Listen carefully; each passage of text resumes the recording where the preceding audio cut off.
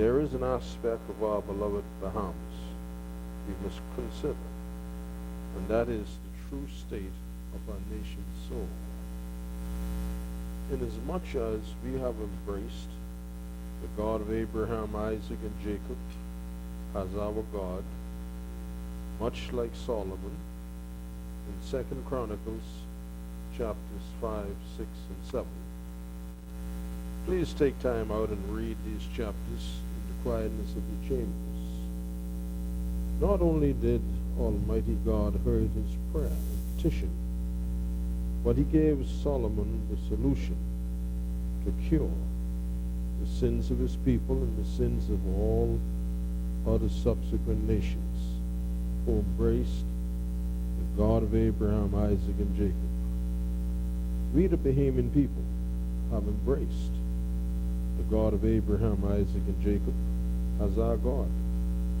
Therefore then, 2 Chronicles 7, 12 to 14, ours to claim.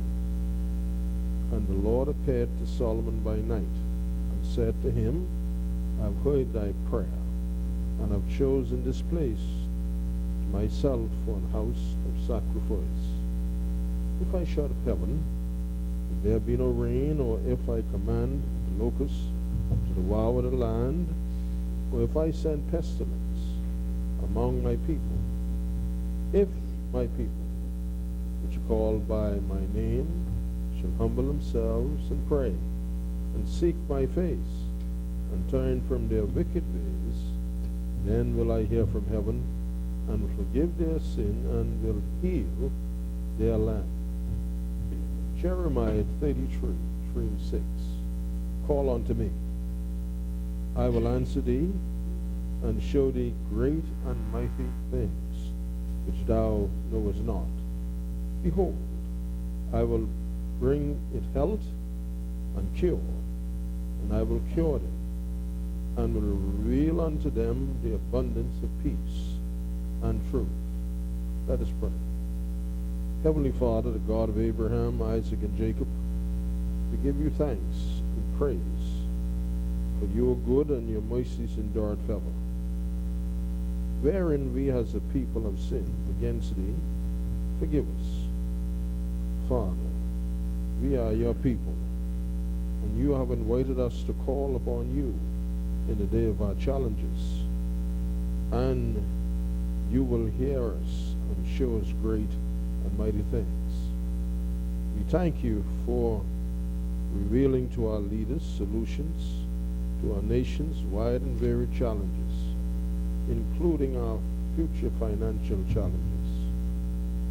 And we shall give you the praise and thanks for the wisdom and knowledge that you have downloaded into the hearts of our honorable leaders to bring our nation through the financial challenges which we face as a nation from this time forth and throughout 2019. In Jesus' name I pray. Amen. Honorable members, together we pray. Our Father, which art in heaven, hallowed be thy name, thy kingdom come. On and earth. Give us this day our daily bread. Forgive us our trespasses, as we forgive those who trespass against us. Lead us not in temptation, but deliver us from evil. For thine is the kingdom, and the glory, forever and ever. Amen.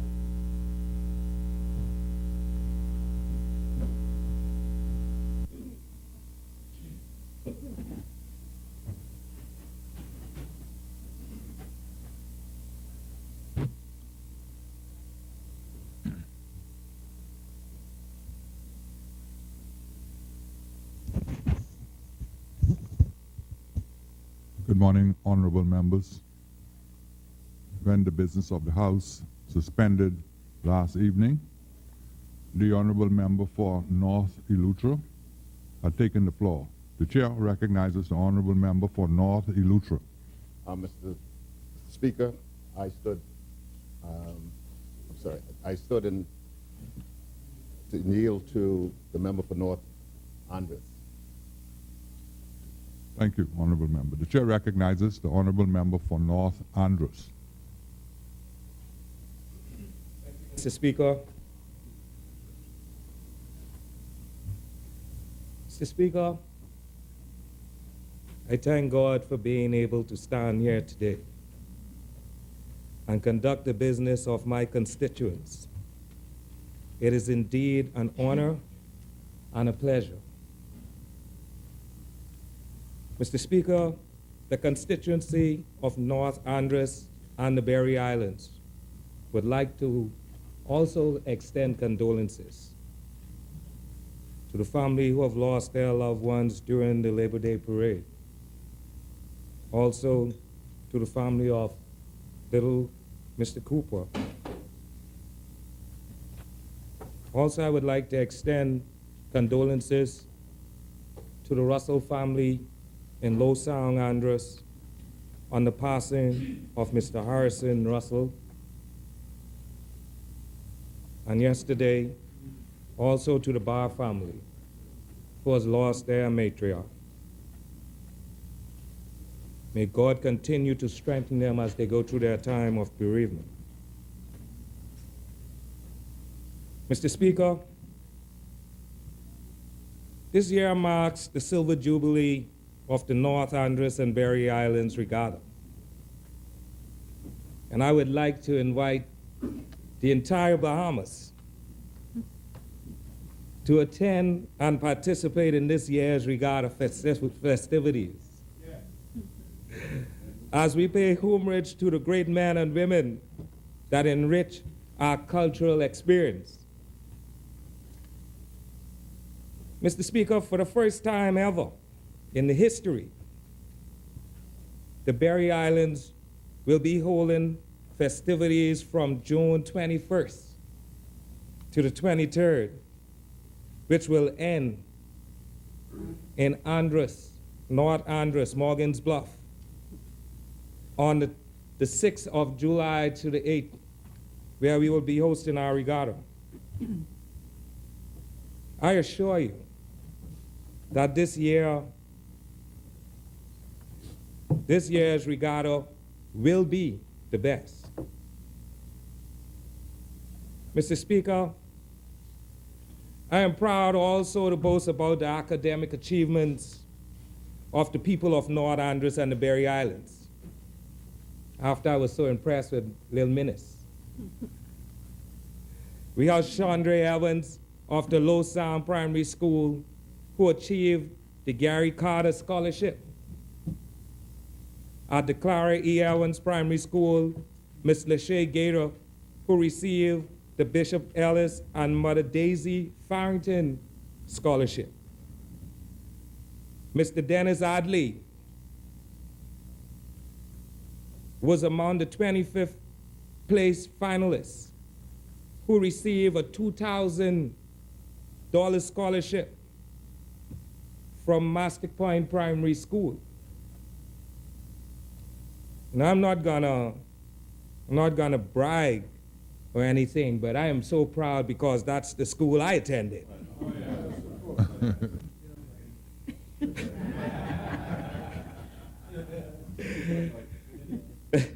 Bernice Knowles at Bertram A. Newton Primary School received a Bridge Authority Scholarship.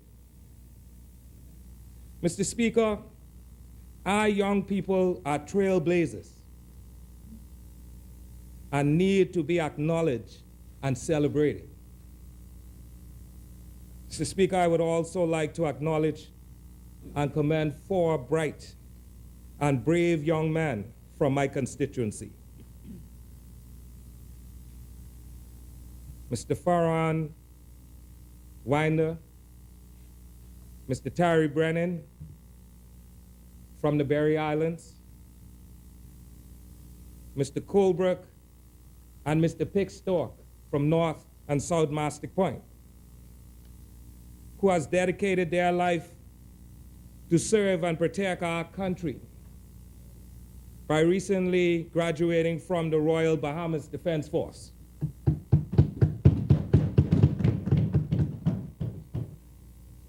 Congratulations and continue to make our country a safe and peaceful place to dwell in. Mr. Speaker, the government of the Bahamas is faced with a task. The task of creating a society that embraces and engages in the systematic growth and development of its citizenry and social structure, political and economic ideology, modern infrastructure, and advanced technology, and last but not least, cultural awareness. Mr. Speaker, our government seeks to move our society forward. Our commitment to the well-being of the Bahamian public remains steadfast, tangible, and a priority. And toward that end, Mr. Speaker, we seek to achieve a number of objectives, such as an overall reduction in the cost of food. We continuously strive to endure the healthy options are available to the widest cross-section of the Bahamian public. And last but not least, it is our mandate to support the development of a healthy population. Our mandate remains clear, Mr. Speaker. It is to achieve an acceptable level of food security in the short and long term by strengthening and supporting the Bahamian farmers, by providing education and training opportunities across the sector of every level, and by targeting cutting-edge research. Mr. Speaker, it is critical. It is a critical component of our agenda.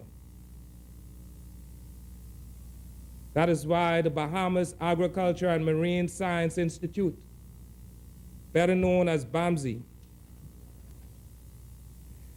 in the upcoming fiscal period, BAMSI will experience a transformation of sort as it undergoes radical reshaping to better position the Institute so that it will be more effective, transparent, fruitful, and dynamic, where the pursuit of an economical, sustained vision is paramount, as well as a greater oversight and expenditure of the people's money.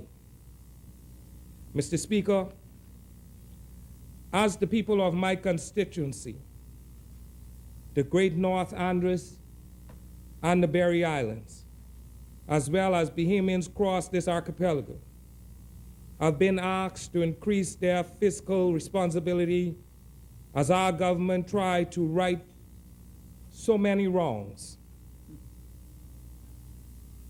Mr. Speaker, BAMSI likewise will face increased management controls to reduce wastage during the upcoming fiscal period and beyond.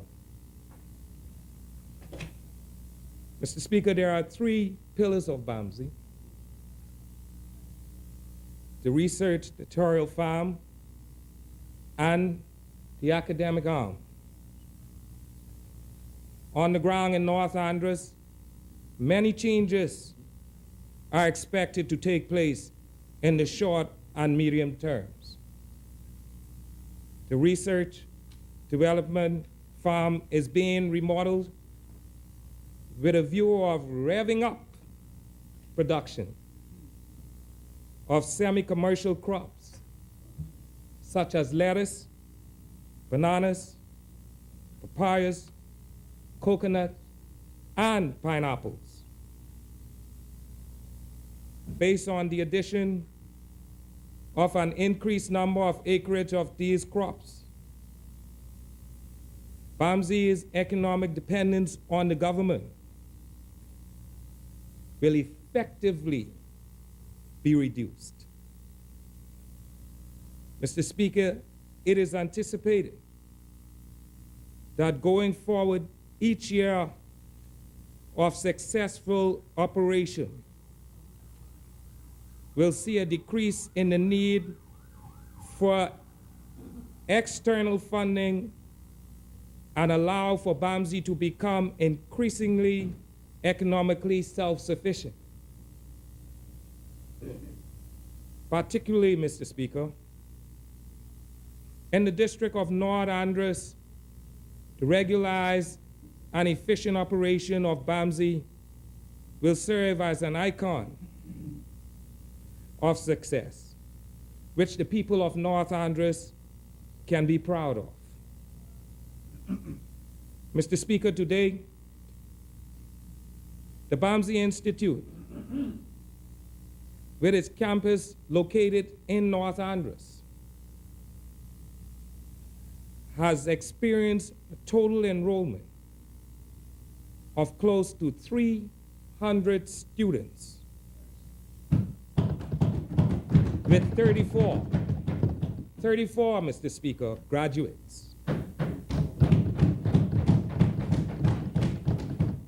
Mr. Speaker, the Institute is on track to provide a fall 2018 incoming cohort of some 100 students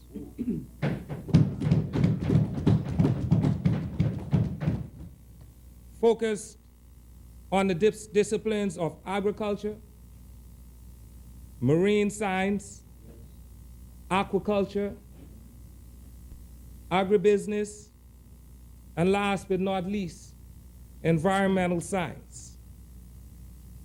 It is expected to be the largest enrollment class since the Institute opened its doors in 2014.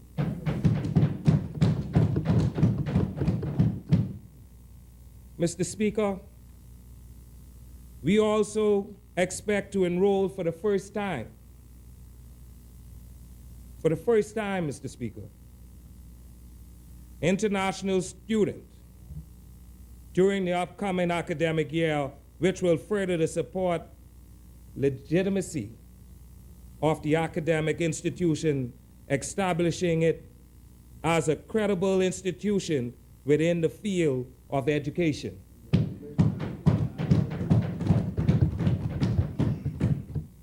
Mr. Speaker, courses of the institution continue to expand and diversify as the dreams of the young Bahamians are being met. And almost 1,000 Bahamians have been able to take advantage of the short course, workshops, and training opportunities offered through the Institute. Mr. Speaker, it is also important to note at this juncture that BAMSI is now registered with the Bahamas Ministry of Education's National Accreditation and Equivalency Council.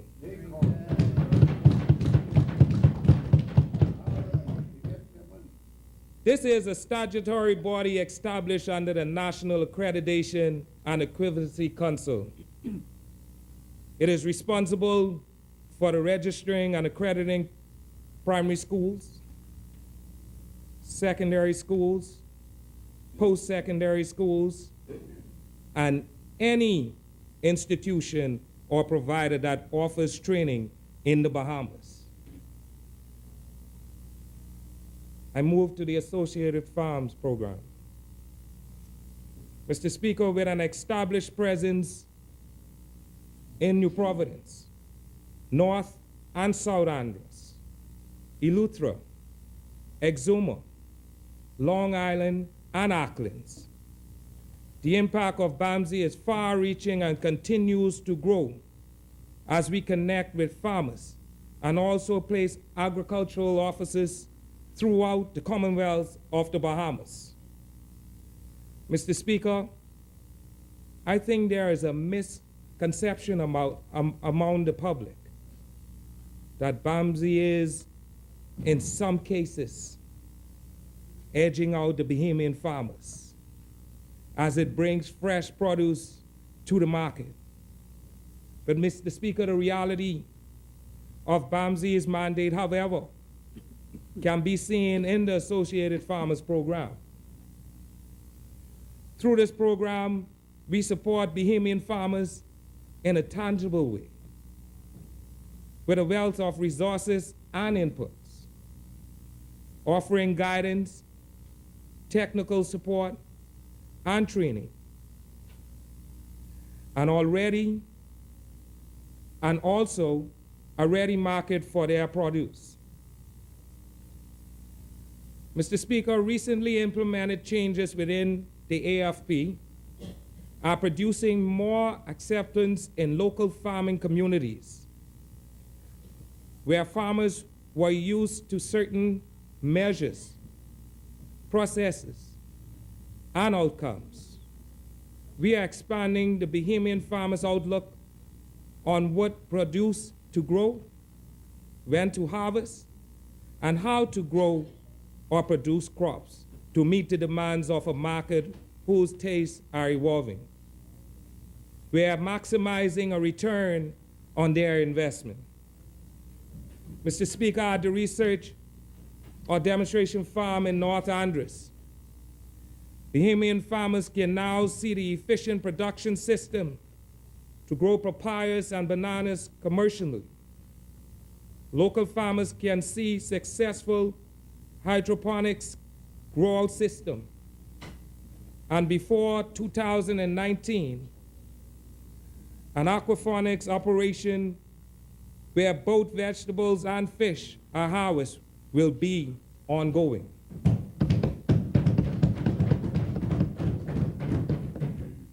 Mr. Speaker, while the production side of the Bahamian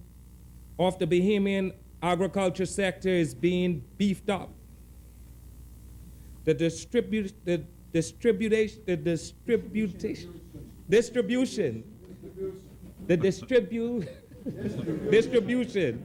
chain from production of consumption is also being improved.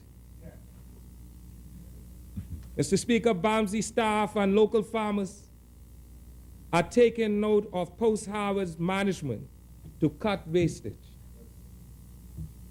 Beyond the production of crops, BAMSI is also helping local farmers learn new production systems for the rearing and housing of sheep and goat.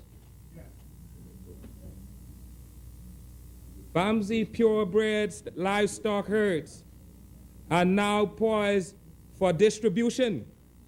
Let me say that again, distribution. Within the next 3 months to revitalize the sheep and goat herd of our farmers.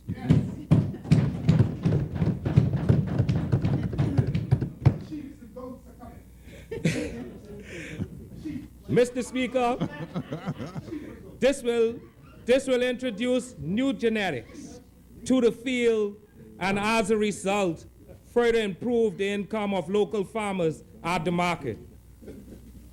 Mr. Speaker, the BAMSI brand also targets processed and manufactured food items. We are leading the charge in the acceptance of local produce, fruits, vegetables, and preserves like jellies, jams, and sauces. Mr. Speaker, Bahamians crave BAMSI because of what it is becoming. Together, all of these measures are resulting in increased local food production. And in time, will translate into a substantive reduction in this nation import food bill.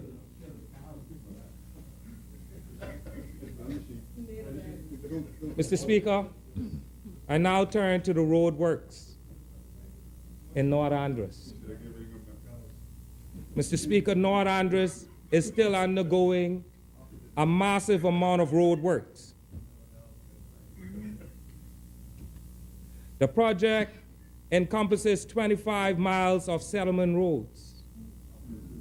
Roads in Mastic Point, Nicholstown, and Kongstown. The project also calls for the replacement of 90,000 linear feet of water mains, together with 580 new lateral connections to all homes in the mentioned settlements, inclusive of Pineville, together with installation of hydrants in various locations. Mr. Speaker, to date, the construction company had completed 80,000 feet of the water mains installation. It's 87%, together with approximately 200 lateral connections. Mr. Speaker, after communicating with the contractor, he anticipates completing all water main works within this month. Testing of the mains will add another 3 to 4 weeks to full completion. They have carried and placed in excess of 75,000 cubic yards of limestone fill, leaving only to reshape and final compaction and grading upon passing the water pressure, the water pressure test requirements of the Water and Sewage Corporation before paving commence. Mr. Speaker, paving will involve placing some 30,000 tons of asphalt, which is expected to take 4 months to complete. Paving is anticipated to begin in Mastic Point before the end of this month. And it is anticipated that all of the settlements will be completed by the end of October this year. Mr. Speaker, of a particular note, we have recently completed the construction and paving of 19 miles of 24-foot width highway to Stafford Creek Bridge, together with 20 miles of settlement roads, and I know the member for Central Andros and Mangrove Key would enjoy hearing this. Completed 20 miles of settlement roads in Central Andros, with striping is scheduled to begin in 30 days. This is the people's government.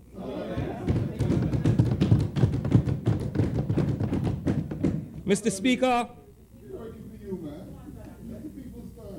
and yet there are still a lot of work that needs to be done, like paving of Fire Road to and beyond the new school complex, Red Bay Road's reconstruction, Park Road reconstruction, the construction of seawalls in Stafford Creek, South Mastic Point, and Kongstown, Pineville Roads repaving, Stanley Creek Road improvements. Mr. Speaker, an island is like a plant. It consistently needs to be nurtured. In order for this to blossom and bear fruit. For far too long, family islands have been mismanaged and allowed to be deteriorated. No more. No more, Mr. Speaker. I would be remiss to mention the state of despair that the great people of the Berry Islands who suffer daily as to endure. Mr. Speaker, and members of Parliament, I pledge to you on this day that every contribution I make in this honorable House, that it will plead to the plight of my people. Because as a people, we have suffered long enough. And it is time for major upgrades to our water system, roads, electricity, and government complex that has gone to waste. Mr. Speaker, can you imagine the nightmare of sharing current still exists? 3 hours in Master Point, 3 hours in Low Sound, 3 hours in Nicholstown. But I am happy to say today, Mr. Speaker, after speaking to the Minister of Works, the Member of Parliament for Carmichael,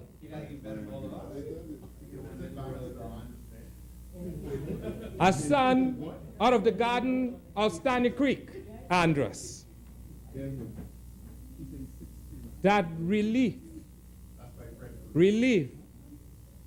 is very, very soon to come in the near future. Mr. Speaker,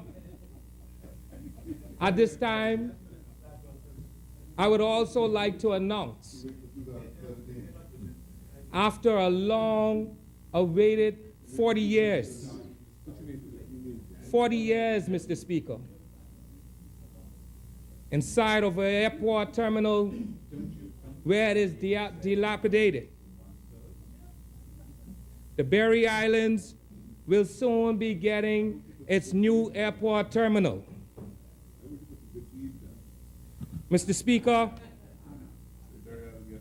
the Berry Islands will soon be getting its new airport terminal after 40 years.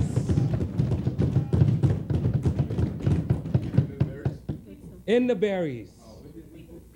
This is what I call good government. This is what I call the people's time.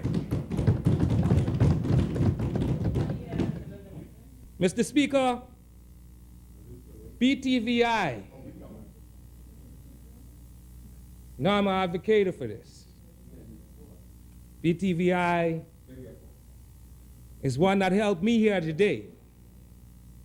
And they are offering classes, listen to this, in North Andros. And I am happy to say that the residents in North Andros are taking full advantage of the courses that they are offering. We have some 89 plus students are already enrolled. And with our government mandate to offer scholarships for persons willing to advance their education or field of work can attend BTVI, not in Nassau, but at home, where we can keep our people home in North Andros. And I am certain our numbers will triple. Mr. Speaker, Proverbs 27 verse 7 says that a borrower is a slave to the lender.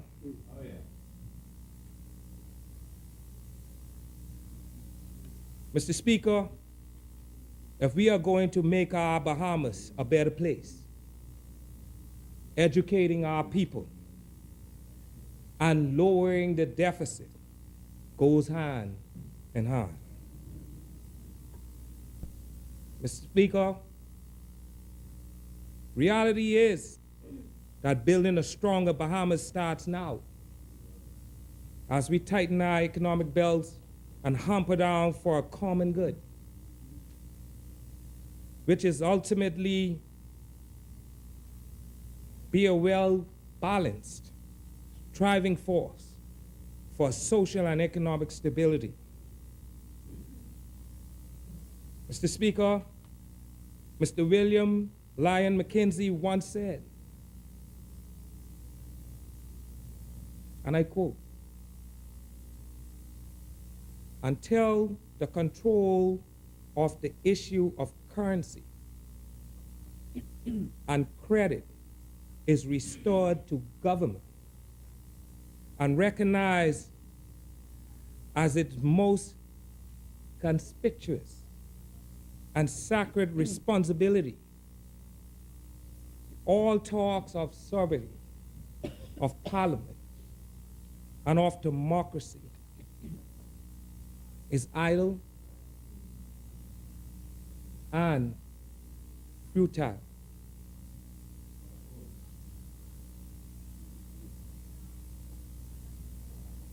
Mr. Speaker, as a nation, we have to build a better way of life where there can be hope for our children, and where one day, Mr. Speaker, their dreams will become reality. Mr. Speaker, the road to that dream starts now. Mr. Speaker, and I have no doubt in my mind that there is no man I trust. Listen to me carefully. There's no man that I trust to steer this country at this pivotal point other than our leader, our Prime Minister, the Honorable Hubert Alexander Minnis.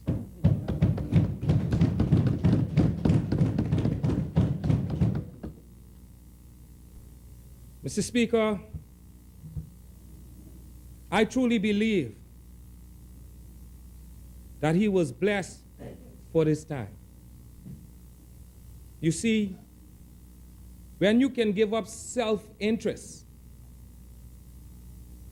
and personal views and put country first, it comes with great sacrifice and great public scrutiny.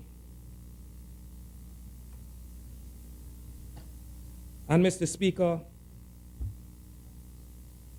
it is truly commendable. Mr. Speaker, it is our job as statesmen and women, to legislate the future to ensure that we still have a country. A country that we can be proud of, and a country that we can call our own. Mr. Speaker, great leaders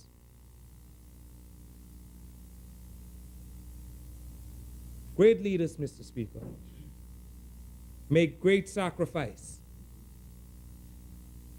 without the fear or worry of political persuasions or interference.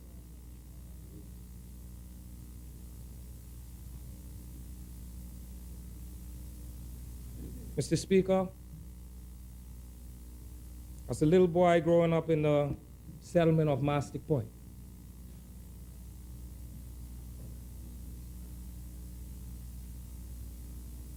my father always told me,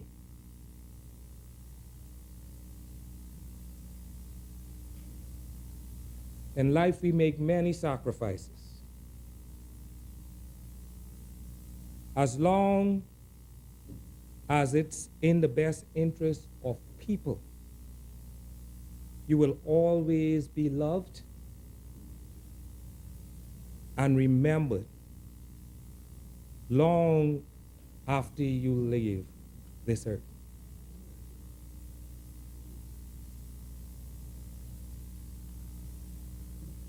today, Mr. Speaker, I would like to thank the people of North Andros and the Berry Islands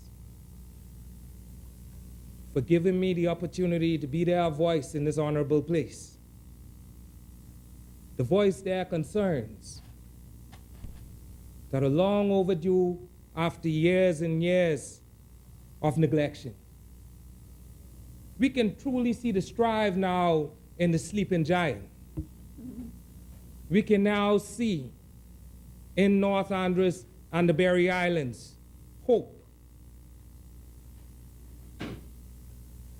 Faith has been restored into those people.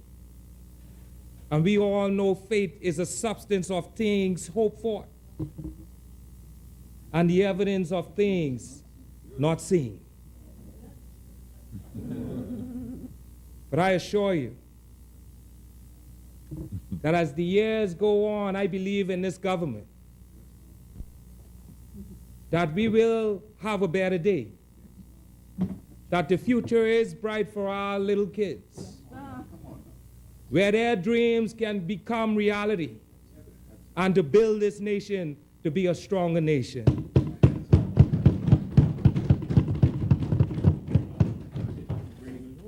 May God bless you, honorable members in this house. May God bless the people in North Andros and the Berry Islands, and by extent, the Commonwealth of the Bahamas. Thank you.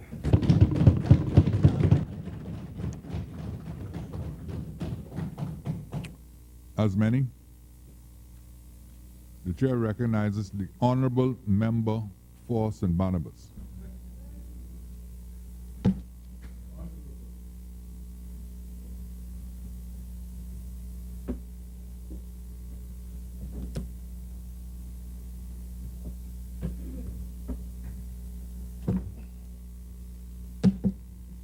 Trailblazer of St. Barnabas.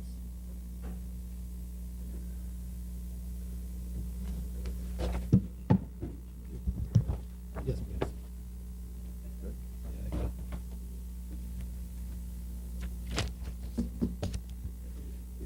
Good morning, Mr. Speaker. Mr. Speaker,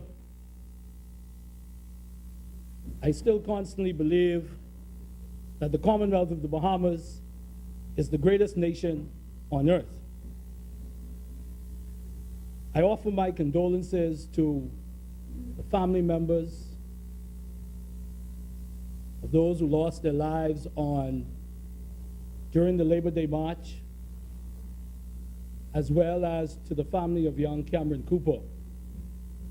May God continue to watch them, console them, and guide them during this difficult time, Mr. Speaker. Mr. Speaker, I rise on behalf of my extended family, the good people of St. Barnabas, grateful that they have accepted me as their own, and I will forever be humbled that they have chosen me to serve them. Thank you. I give thanks to Almighty God, who has allowed my life to be a testimony of failures and victories, struggles and triumphs, to the glory of his name, and hope that it serves as an example that his redeeming love is quantified in the loving and limitless mercy he provides. Mr. Speaker, as I prepare to contribute to this budget and consider our country's economic future, I analyze the data, the options, possible outcomes of each, and yes, the hard choices that we face as a people in this moment, and was overcome by a resolve that I bring to this honorable House and this debate this morning, that I will not retreat from, and that my conscience and my conviction has cemented in my heart and in my mind. That resolve has led to one determination, Mr. Speaker. I have a duty to act because the Bahamas must succeed. Mr. Speaker, as I stand here today as a member of this honorable House, it never escapes my conscience that for good or for bad, my words will have resonance across our Bahama land. So I work feverishly in my own imperfections, Mr. Speaker, to ensure that my thoughts, my words, always reflect thoughtfulness, honesty, humility, and love of my people and my country that I truly hope is seen in both my personal and political life. After all, Mr. Speaker, as I often say, I am just an ordinary man trying to do some extraordinary things for the people of St. Barnabas, the Bahamian people, and indeed the Commonwealth of the Bahamas. Since I became a candidate over a year ago, I came to realize even more that the frustration with the apparatus of government and the politics extended way beyond the constituents of my beloved St. Barnabas and was not confined to any political party, FNM or PLP. All across our Bahama land, Bahamians from all walks of life constantly express their dissatisfaction in our politics and how it slows the function of government and its ability to bring real transformation to the lives of the Bahamian people. Mr. Speaker, in many ways, politics, or should I say, petty politics, has been the greatest obstacle to reform and real change in the Commonwealth of the Bahamas. And if we are serious about our obligation to our nation, serious about our commitment to the Bahamian people, we would take stock, hold ourselves into account, and change how we conduct ourselves and how we do the people's business. Mr. Speaker, I heard a sentiment some time ago, which I wish to apply here this morning. Mr. Speaker, there is not an FNM Bahamas, there is not a PLP Bahamas, there is the Commonwealth of the Bahamas. Mr. Speaker, I submit these thoughts for us to consider as we debate this very important budget, keeping in mind that these debates in recent times have been littered with political ploys dressed up as principled positions. We must elevate this debate on the economic prospects for our country, because if we continue to focus, Mr. Speaker, on the thought of losing a political fight, we put ourselves, our people, in jeopardy of losing our country to an uncertain future. Mr. Speaker, the Commonwealth of the Bahamas must succeed.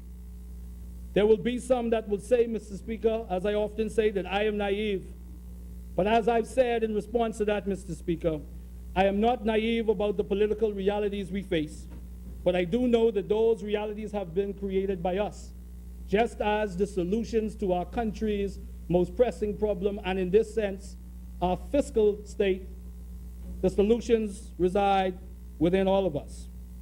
Mr. Speaker, we must act decisively, and we must act now.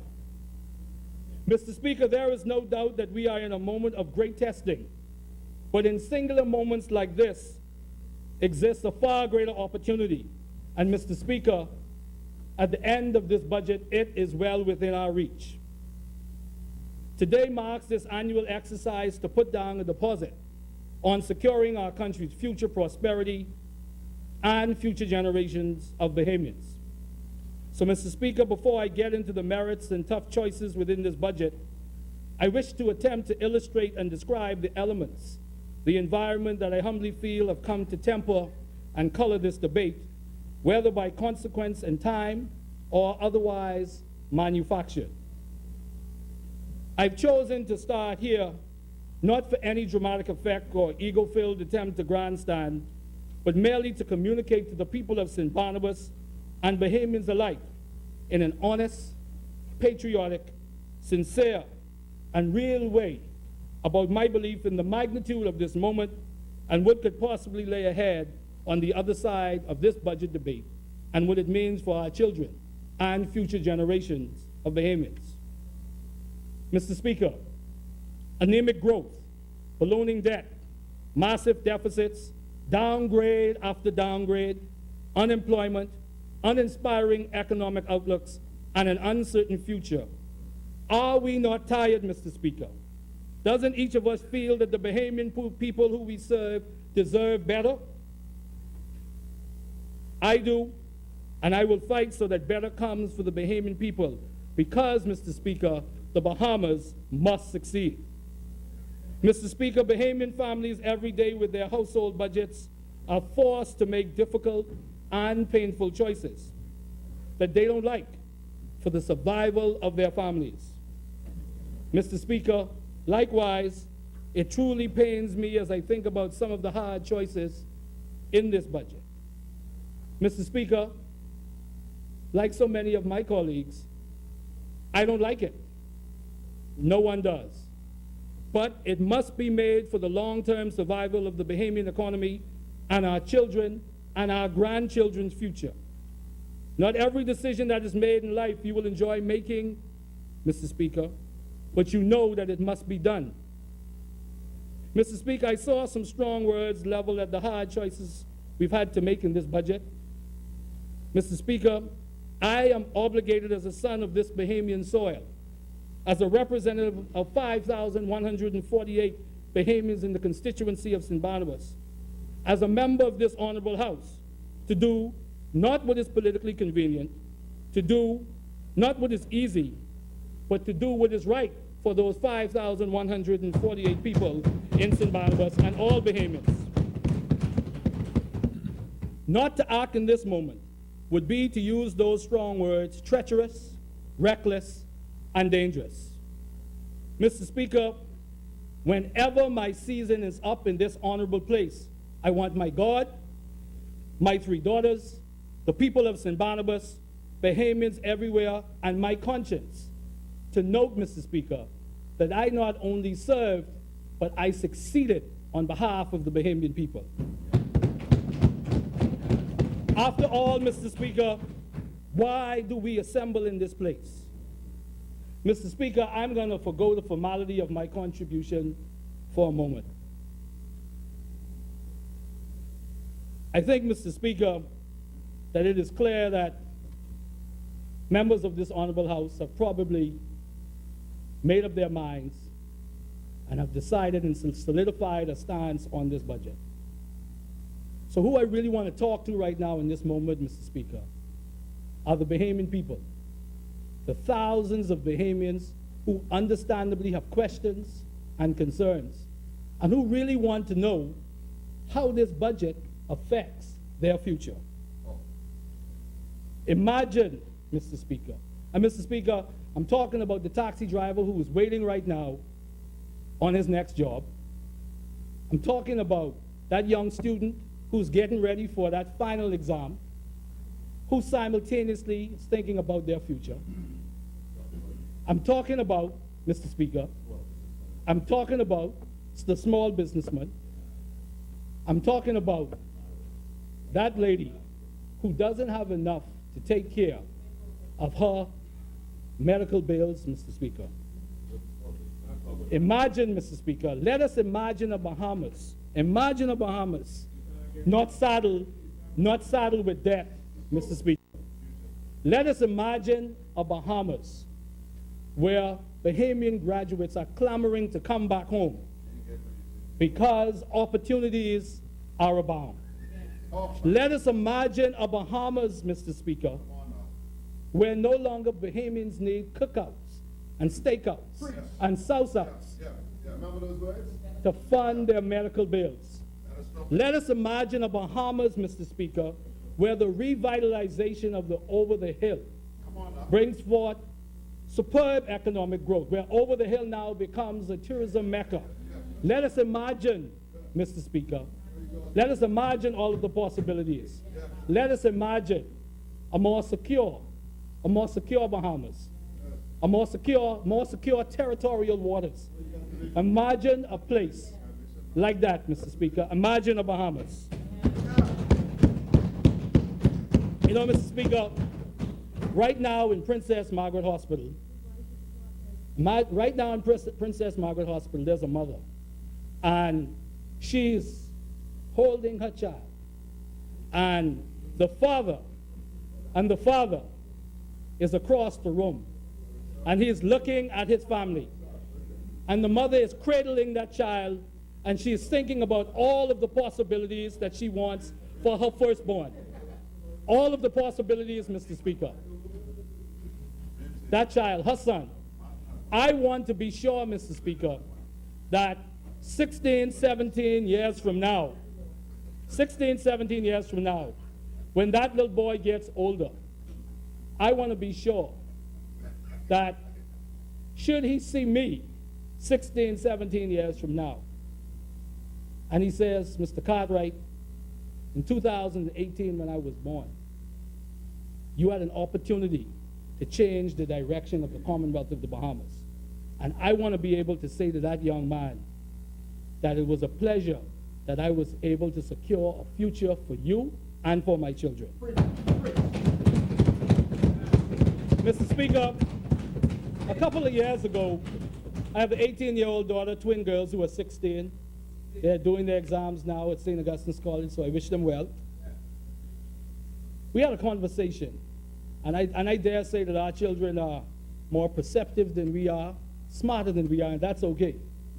But we had a conversation about sacrifice, because my daughters always hear me talk about this life mantra that I have. This mantra that you must live for something bigger than yourself. So we talked about sacrifice. And so I said to my daughters, if I could be sure, I said, if your father could be sure of two things, and God take my breath away, and I say that to this day, if I could be assured of two things and God takes my breath away, one would be that my daughters fulfill their God-given purpose in this life and have grandchildren and have children, and that my country will fulfill its greatness. Mr. Speaker, if I could be assured of those two things, I have no issues with God taking my breath away. That's how much I love my country. Now, Mr. Speaker, let's deal with the proverbial elephant in the room, okay? The politics. Politics that unfortunately overshadows a lot of the things that we do as legislators and many things that we do in this country. Now, let me say this, Mr. Speaker. I believe that the members opposite love this country just as much as us. Yes. I will never question that. And I will never engage in anything that suggests that they don't. But because I believe that, the tough decision that the former administration had to make in 2015 on the implementation of that was a tough decision. But they did it because they love the Commonwealth of the Bahamas and they thought it was in the best interest of the Commonwealth of the Bahamas. Likewise, the hard choices that we have to make in this budget, Mr. Speaker, is for the future of the Commonwealth of the Bahamas, and it's gladly a choice I will make. Now, Mr. Speaker, I'm going to be very direct with this. If maybe there will be a political price for the hard choices that has to be made at the end of this budget. Maybe I will have to pay that political price. But I tell you this, Mr. Speaker, I would rather pay that price than the heavy price that the Bahamian people will have to pay should I not make that choice. This is not about politics for me, Mr. Speaker. This is about my country. And so, if for my country to succeed, I have to suffer a political loss, then let it be because of the love I have for this country. Because, Mr. Speaker, politics is so funny. And for those who've been around a long time, they get this. Even with all of the programs that I'm putting, the team, I should say, is putting in St. Barnabas, and all of the different ways we're trying to improve their lives, politics is so funny. And the people have the right to decide what they want to do. Simply put, Mr. Speaker, sometimes good MPs lose, and sometimes good governments that make the right decisions lose. Yeah. So, I stand on that, Mr. Speaker. I believe that these hard choices have to be made for the future of the Commonwealth of the Bahamas. Mr. Speaker, no single aspect of government is more consequential to the transformation of the Commonwealth of the Bahamas, or nation, than its budget and its economy. It is the vehicle by which a nation in so many ways fulfills its promise. In the application of its individual and collective parts, the nation's budget creates the environment for dreams and aspirations of the Bahamian people to come to life. So here we are yet again, Mr. Speaker. A new government, a new opposition, another budget debate, another chance to finally be courageous, get it right, and put the Bahamian people and the country that we all love on the road to real prosperity. But lurking in the proverbial bushes, Mr. Speaker, waiting to pounce and derail this budget is political expediency and his friends, the status quo, Mr. Speaker. Mr. Speaker, these two have worked together for decades, paralyzing governments and ultimately depriving the Bahamian people of meaning economic progress. Mr. Speaker, let it end in this debate. Can we set aside our political swords and fix things? We are better than this, Mr. Speaker. We are not powerless in affecting our future. It is time to get it right for the Bahamian people.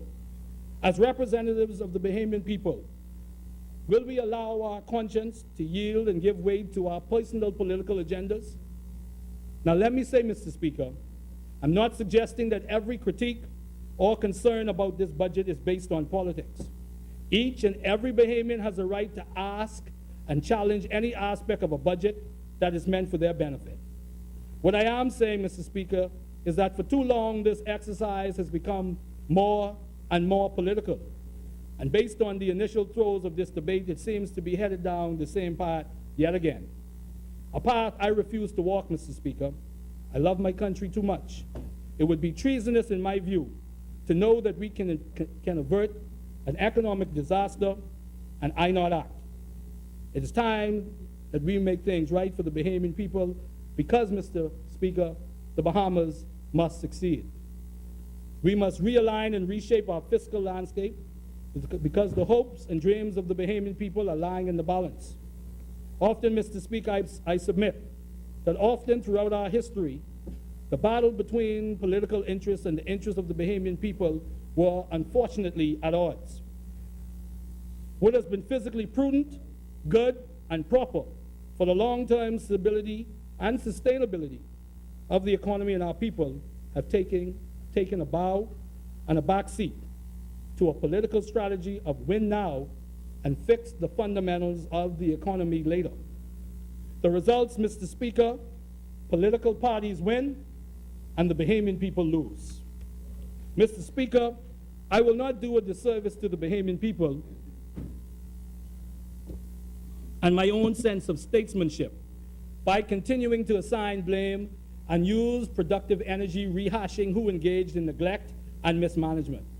Mr. Speaker, our present fiscal standing did not just happen overnight, and it won't be fixed overnight. It will be a process, as has been stated by the member for East Grand Bahama, the Minister of Finance. It did not happen by accident. We've not gotten here by choices we have made, even with the best intentions of previous administrations. We know our issues did not just emerge on May 10th of last year. Our problems stems decades. Mr. Speaker, what I'm saying is that we can no longer afford to do what we have been doing. We hear it often, Mr. Speaker. Governments are continuous.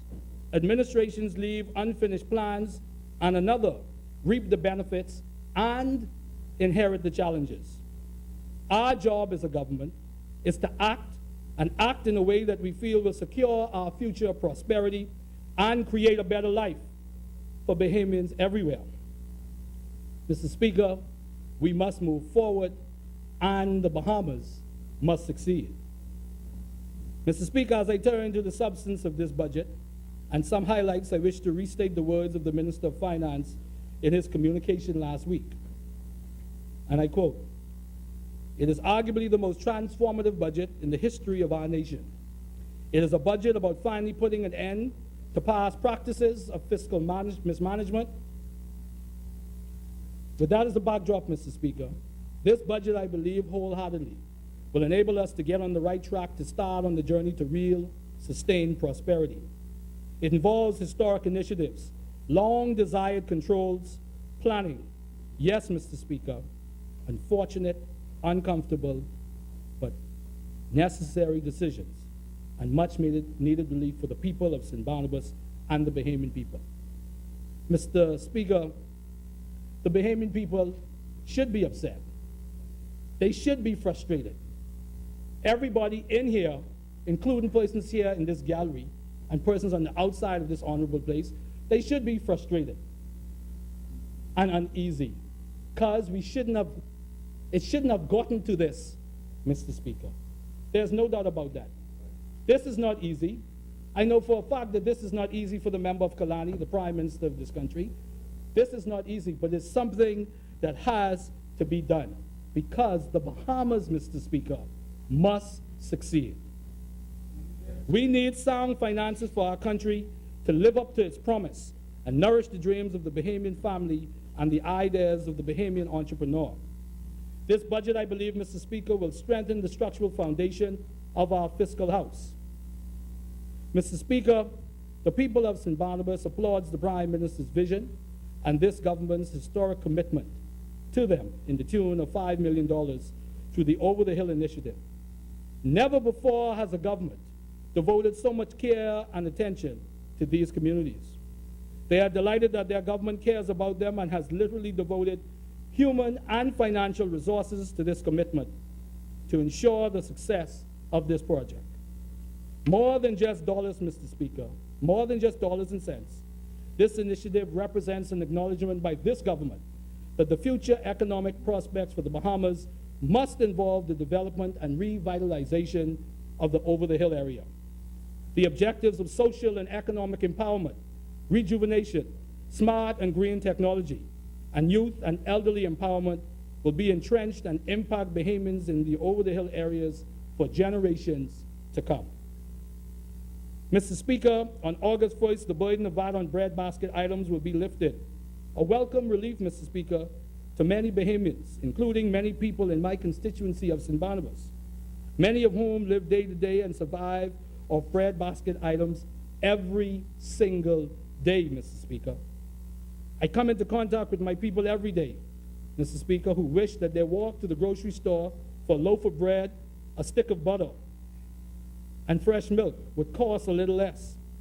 Sometimes I see mothers every week, Mr. Speaker, with their babies in hand who express how they have to literally count pennies to get baby formula and baby cereal.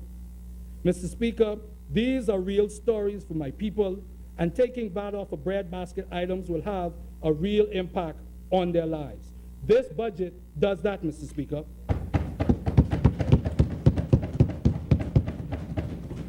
Mr. Speaker, weekly I come into contact with constituents, middle-aged women, battling cancer, kidney disease, other terminal and chronic illnesses, and they show me their prescriptions, Mr. Speaker, that they cannot, in some cases, fill because of cost. The elimination of VAT on medications will offer them, and many others, Mr. Speaker, relief. This budget does that, Mr. Speaker. Just as important as those women, in this fiscal year, they will be able, Mr. Speaker, to benefit from the introduction of the first phase of catastrophic care insurance, of the first phase of the catastrophic insurance plan under NHI. In his communication, the Minister of Finance emphasized that this policy would extend real and tangible critical health care coverage to Bahamians throughout the country. I would add to that it will extend the life of many Bahamians. Mr. Speaker, every Bahamian has a family member or friend dealing with a major illness and is unfortunately quite aware of the medical bills that pile up because of the lack of insurance. The catastrophic care insurance seeks to provide help. This budget does that, Mr. Speaker. Mr. Speaker, some of the most inspiring interactions that I'm honored to have as a member of Parliament is with the many brilliant college graduates looking to start their professional careers and young Bahamians ripe with ideas who have tapped into the Bahamian entrepreneurial spirit, both of whom are frustrated because of lack of opportunities and support in their zeal to act on a business idea, but just need a hand. Mr. Speaker, that hand will come in a number of initiatives. $4 million is earmarked for the public sector Young Professional Recruitment Initiative, where 200 new or recent college graduates will be recruited into the public service. Mr. Speaker, $5 million has been set aside to invest in entrepreneurship and small business development through micro and small loans and government guarantees with commercial loans. This budget does that, Mr. Speaker. Mr. Speaker, home ownership is the single biggest investment young Bahamians can make and start their families, and it is essential that part of both economic development and national development. Economic, because construction spurs economic growth, and national development, because young families are making long-term commitment, they would be making a long-term commitment to their country through home ownership. This government will continue to aid Bahamians in the dream of owning their home by extending, for 5 years, the first-time homeowner stamp tax exemption. Mr. Speaker, this government has set out a robust plan in the budget to address one of the biggest impediments and obstacles to securing our economic future. Our debt, Mr. Speaker, our borrowing policies must be checked. We cannot continue to borrow indiscriminately and mortgage away our children's future. The plan of establishing a public debt management unit and a public debt management committee to monitor government borrowing is a necessary control strategy. This budget addresses that, Mr. Speaker. Mr. Speaker, no budget is perfect, and neither is this one. Yet, even in its imperfection, I believe that it has the capacity to be transformative. It has taken a balanced approach of providing meaningful incentives and relief to the Bahamian people, committed funding to necessary development initiatives while making some unfortunate and difficult choices that time and circumstance has brought before us. And, Mr. Speaker, the need to act has been met with the will to act for the betterment of the Bahamian people and our country. This, I truly believe, Mr. Speaker.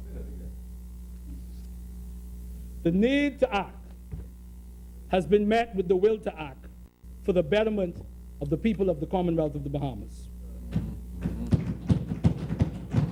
Mr. Speaker, I turn my attention to the Bahamas Public Parks and Public Beaches Authority, where I serve as Executive Chairman.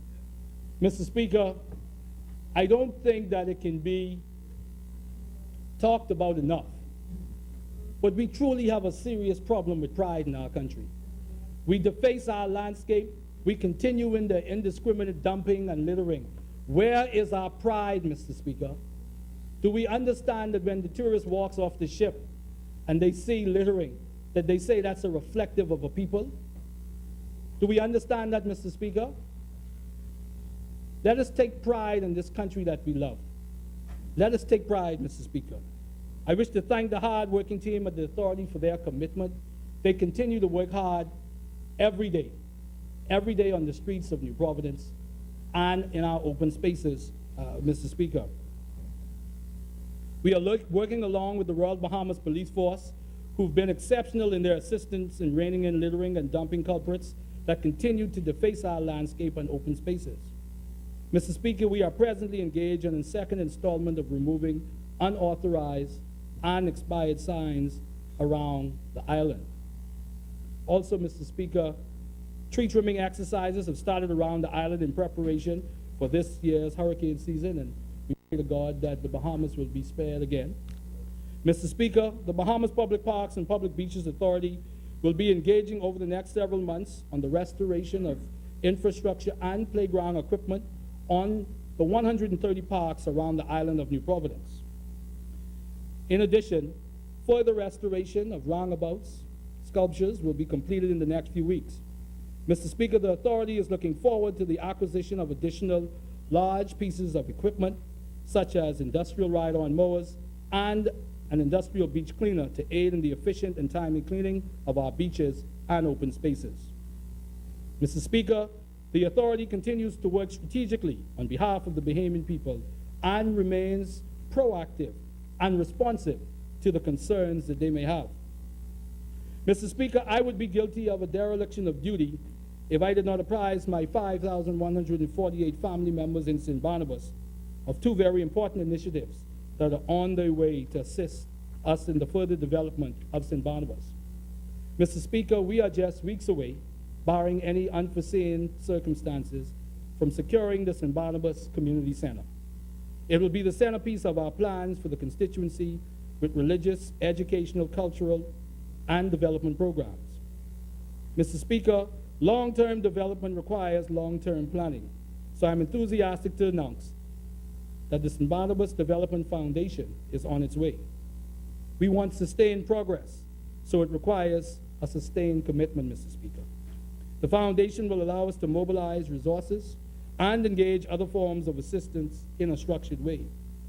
The people of St. Barnabas are grateful for recent government partnerships that continue to work hand in hand with our already diverse and meaningful program schedule for the people of St. Barnabas to enjoy. We thank the Ministry of Works and the Member of Parliament for Jamaica for the ongoing paving of many roads throughout the constituency, including Farrington Road and Corridor Avenue in the Grove. We salute with much appreciation the Ministry of Youth, Sports, and Culture and the member from Marco City for their Culture in the Park initiative. It was a smashing success, and we hope to do it again in the very near future. Mr. Speaker, BAIC's pop-up market brought fresh produce at a sharply reduced price to our constituency, and we thank the member for Golden Gate for his vision of ensuring access to these homegrown, affordable products. Mr. Speaker, the St. Barnabas Urban Renewal continues to be a vital social assistance mechanism, and in so many ways acts as the government's conscience in St. Barnabas, staying in touch with the vulnerable and those in great need throughout the constituency. We are thankful to the member for Seabreeze and her team for their important presence to the people of St. Barnabas. People of St. Barnabas, I want you to know that I remain here for you. Your interest is mine, and your struggles are mine. We will succeed together, and I will continue to work for you. St. Barnabas, I have your back. As I close, Mr. Speaker, I wish to turn my attention back to our purpose here today. The budget is a document, a fiscal blueprint, but it must be executed in all its parts by all the stakeholders: government, business, churches, civic organizations, and most importantly, the Bahamian people, young and old. As a parliamentary body, we must decide right here, right now, if we as one unified nation will allow Bahamian history to reflect that we squandered our talents, our capacity, our abilities, our know-how in terms of addressing our fiscal issues as a people, or will we allow it to reflect that we stood up and selflessly rejected our own inclinations, political expediency, and political biases for the sake of country, for a promising and prosperous future for our children? Will there be embedded into the history books, Mr. Speaker, that this was a time like no other, when we would shape our destiny and not have our future shaped by how we lacked fortitude, how we lacked courage, how we lacked the will to do what must be done? Mr. Speaker, we are at that crossroad again, faced with a harsh reality. Do we as a nation care enough not to mortgage away the future of the Commonwealth of the Bahamas? Mr. Speaker, I support this budget for the young family in Watling Street in the Grove. I support this budget for the lady battling cancer in Big Pond. I support this budget for the young entrepreneur in Black Village. I support this budget for the young men in Rock Crusher trying to start their businesses. I support this budget for the single mother in Oakfield.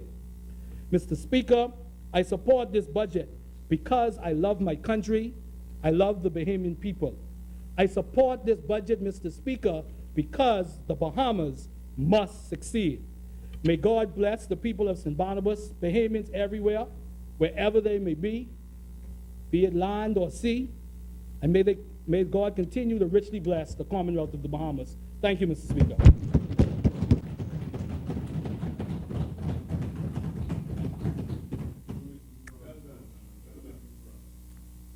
As many, the chair recognizes the honorable member for Central and South Abaco. Thank you, Mr. Speaker.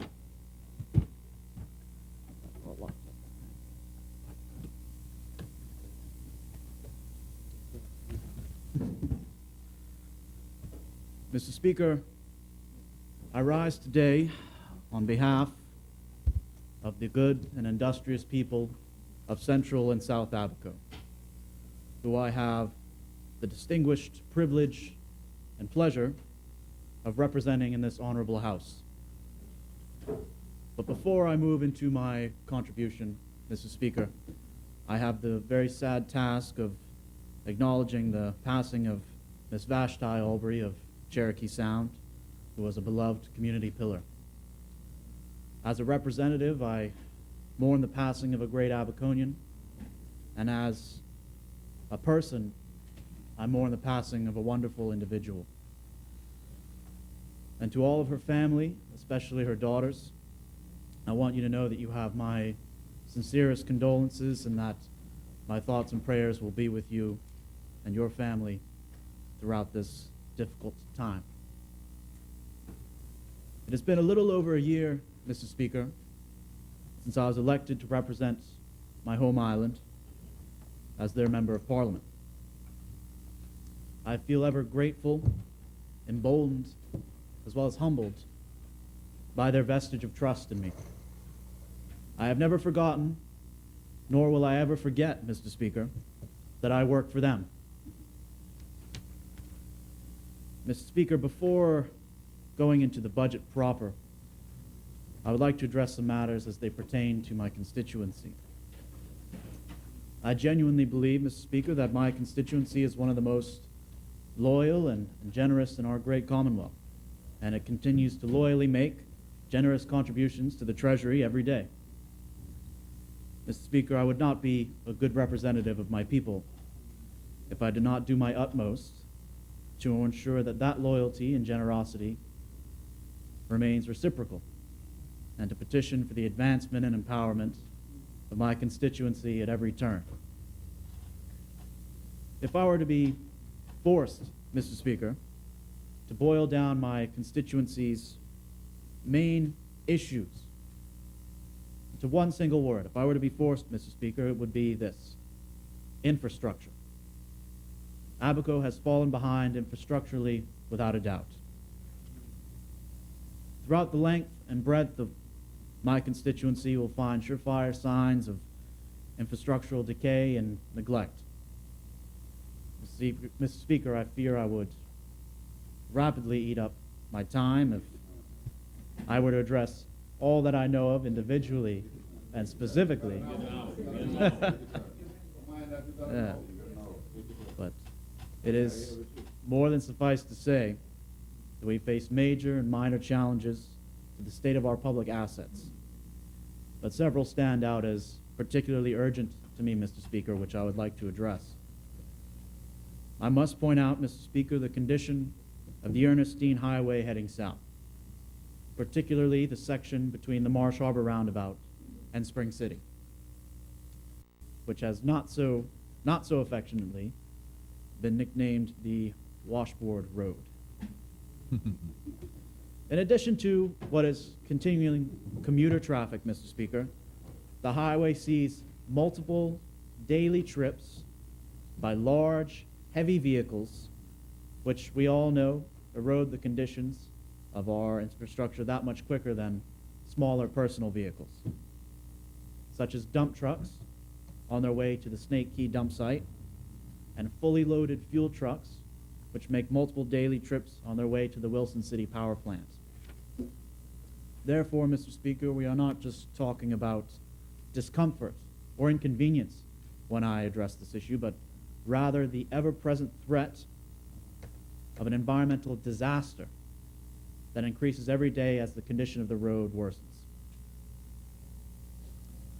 Now, Mr. Speaker, I will admit unabashedly that I love my constituency from the north end of Guanakee to Hole in the Wall and everything that happens to fall in between.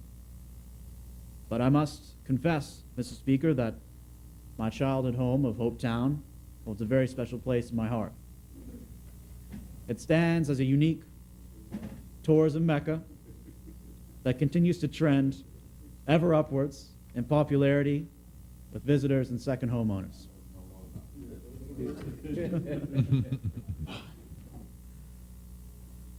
This is why I must, Mr. Speaker, excuse me, I must fight on their behalf for the urgent attention to and repair of what we have known to call the Dune Road. The road sits at a very critical juncture on the island, with the beach and ocean on one side and the mangroves and the sea on the other. It has been consistently eroding and deteriorating since Hurricane Floyd. And despite the best efforts of the locals and both the local population and the local government resources to maintain it, there's only so much they've been able to do. Therefore, I must implore the government, Mr. Speaker, that Hopetown and Abaco, my entire constituency, has given and continues to give its best to the nation, and I am very hopeful and optimistic that it will be repaid in kind.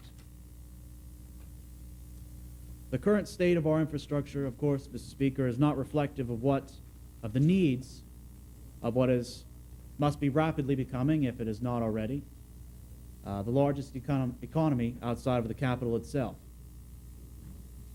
And although, Mr. Speaker, the plethora of issues frustrates and challenges myself and my constituents, I admit I do not feel overly panicked in any of these regards.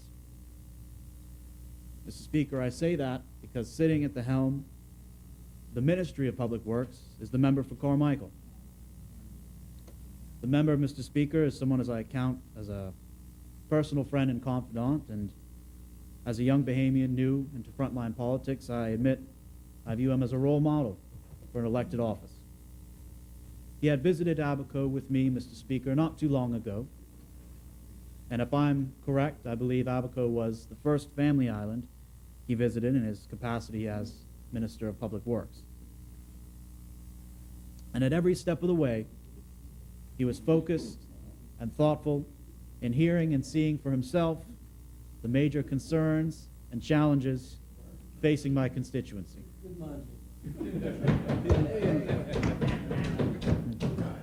Mr. Speaker, that is why I know when the member of Carmichael says he will do his utmost to bring relief and assistance, that is a bankable statement.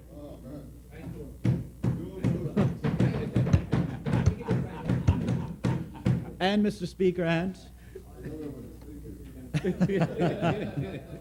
and in areas where he may not have been able to assist or bring relief, as we may have hoped, I rest comfortably in the knowledge that it is only so because it was entirely outside of his human capability to accomplish it.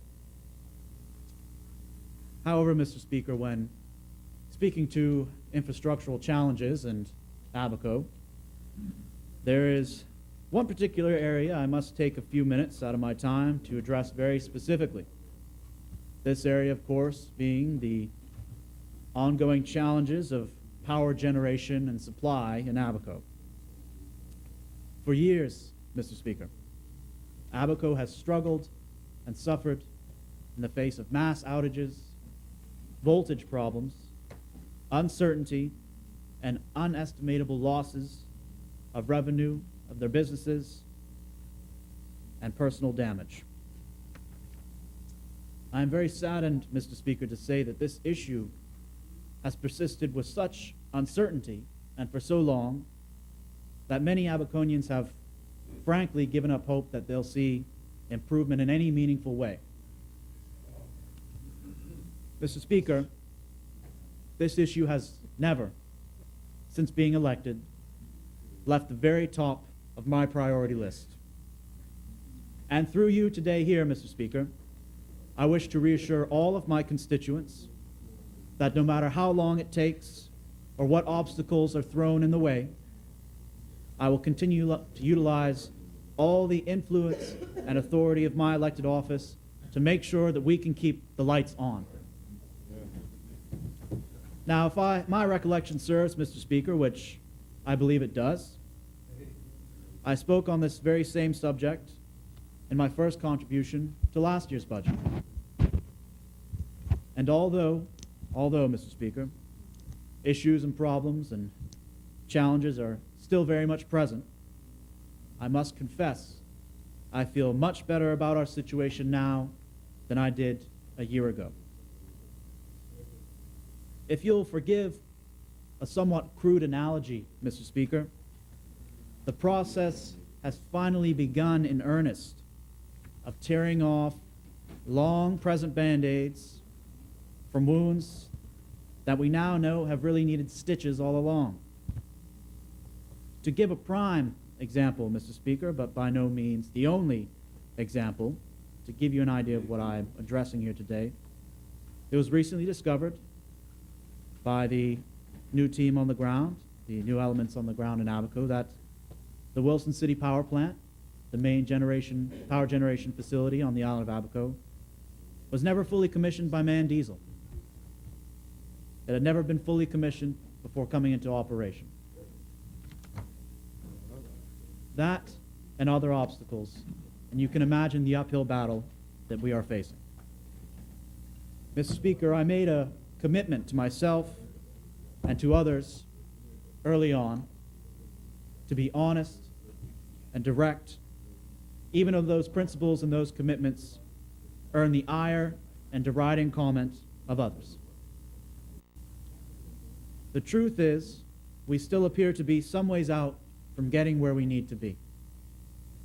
But I commend the changes that were necessary to bring the technical experience and the executive leadership to address this most critical issue on the island of Abaco, Mr. Speaker. And I must rest confident that I feel the passing of time will vindicate the reason for these changes. Mr. Speaker, moving on, I would be absolutely remiss if I did not also address the very sensitive but very important issue of the presence of shantytowns in my constituency. There exist, Mr. Speaker, two major shantytowns in my constituency, known as the Mud and the Pigeon Pea, respectively, as well as the existence of a smaller shantytown on the island of Hopetown. Mr. Speaker, I must state here today that I believe historically, traditionally, the way we've always spoken about these things is fundamentally wrong. What are the kind of things we say, Mr. Speaker, when we talk about this? What do we say? Blame immigration. They're not doing their job. Blame works for not enforcing building codes and rules. Blame the member of parliament, whoever that may be at the time, for not fighting personally hard enough. Blame the government of the day for the lack of the political will to take on such a naturally controversial issue.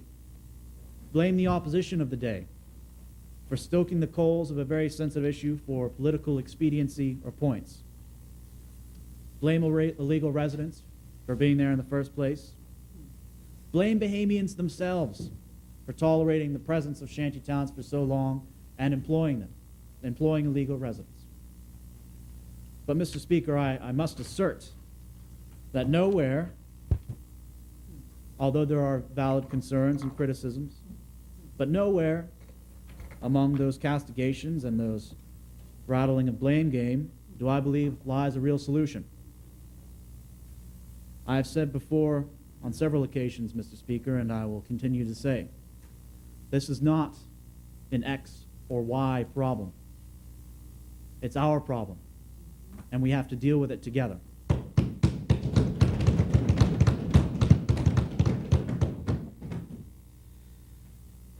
Of course, Mr.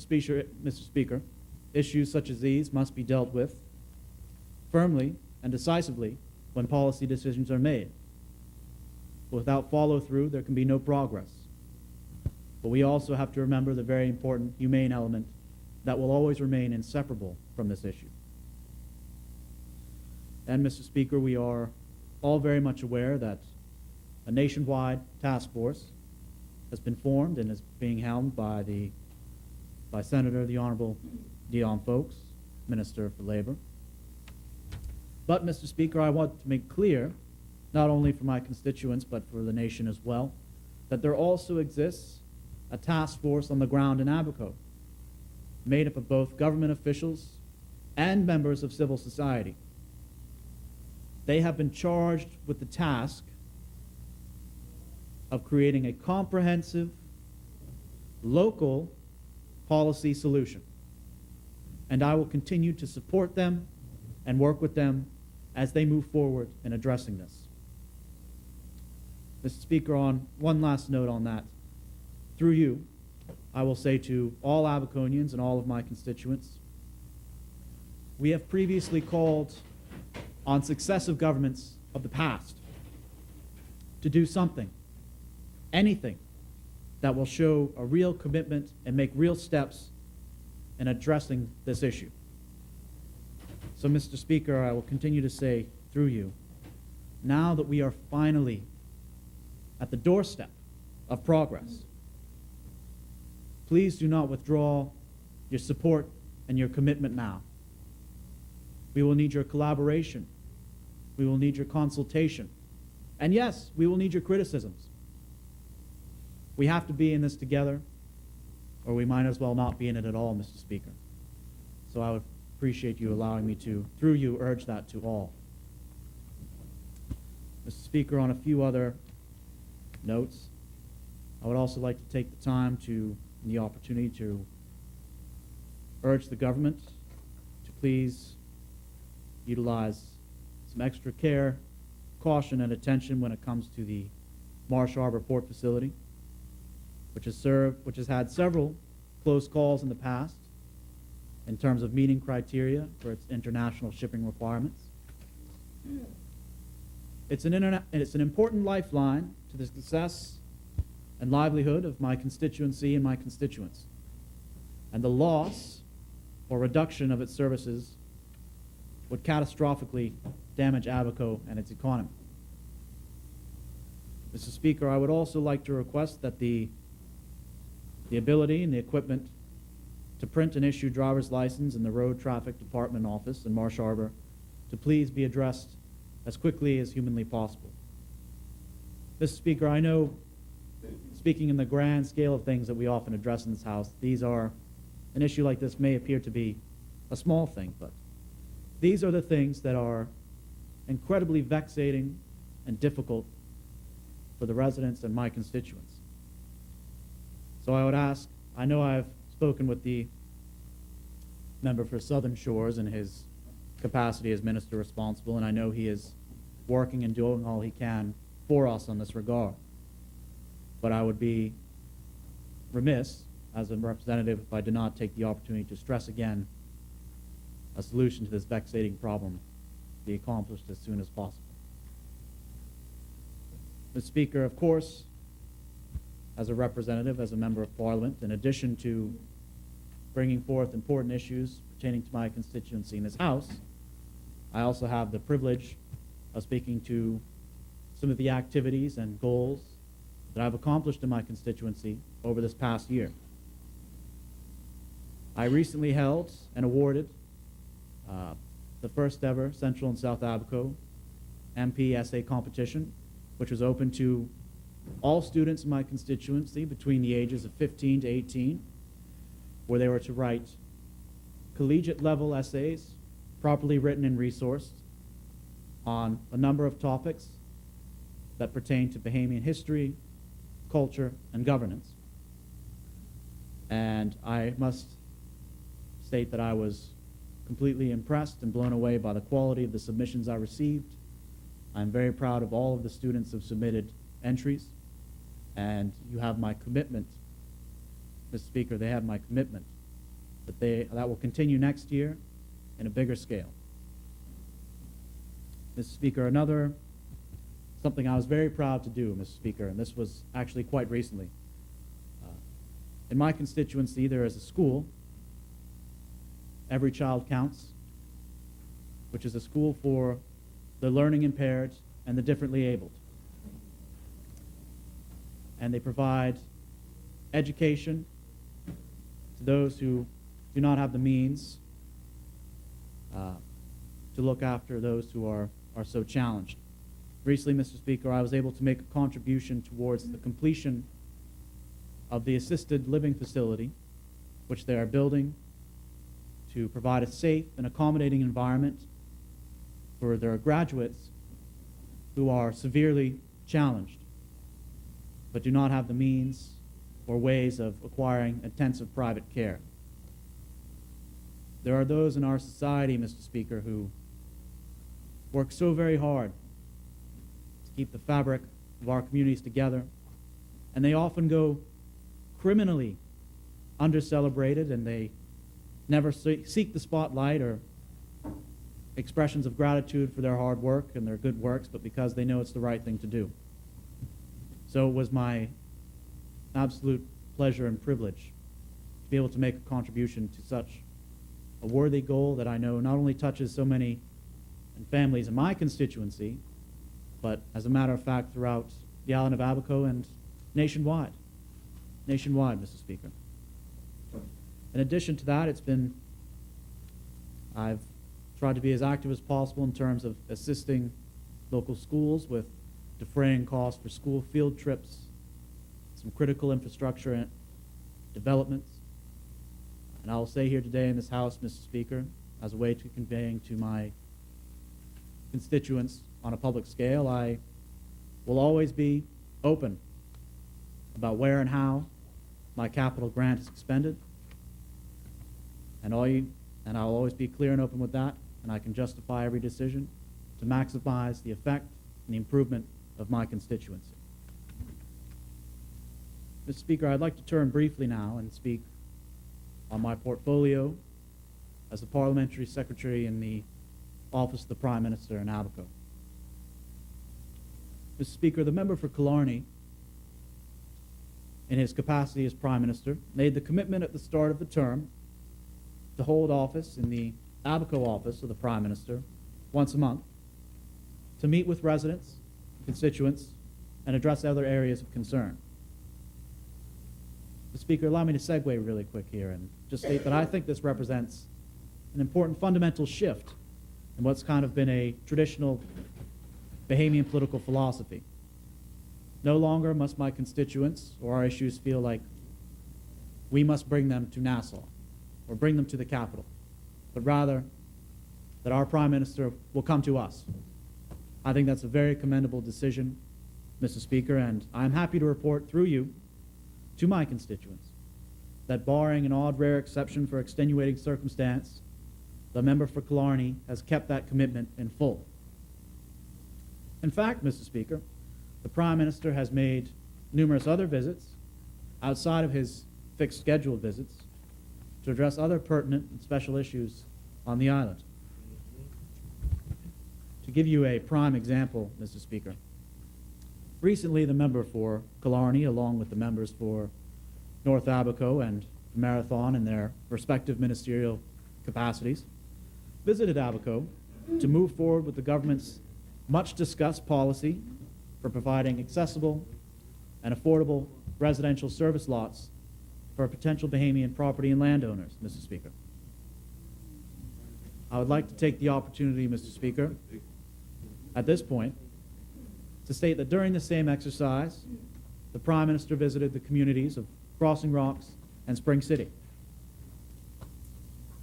In Crossing Rocks, the government has committed to resolving a 2-decade-long community travesty, wherein many families never received clear title to parcels of land that they were offered at motivational prices by the government to compensate for the destruction of their original homesteads in the wake of Hurricane Floyd. Unfortunately, quite unfortunately, Mr. Speaker, due to the destruction, damage, and loss of administrative records and in the subsequent hurricane, most persons were unable to prove or produce receipts of payments that they had been making on these lots, although many, based on the agreement, had already gone forward and built new family homes on the land where they continue to live today and raise families. The issue then found itself, Mr. Speaker, for lack of any more appropriate term, on the back burner.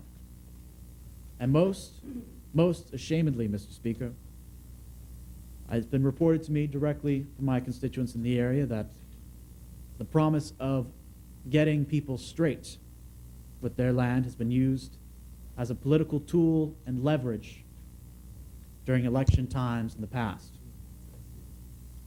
Mr. Speaker, I don't want that to be an election time goal. I want that to be an administration goal in the here and now.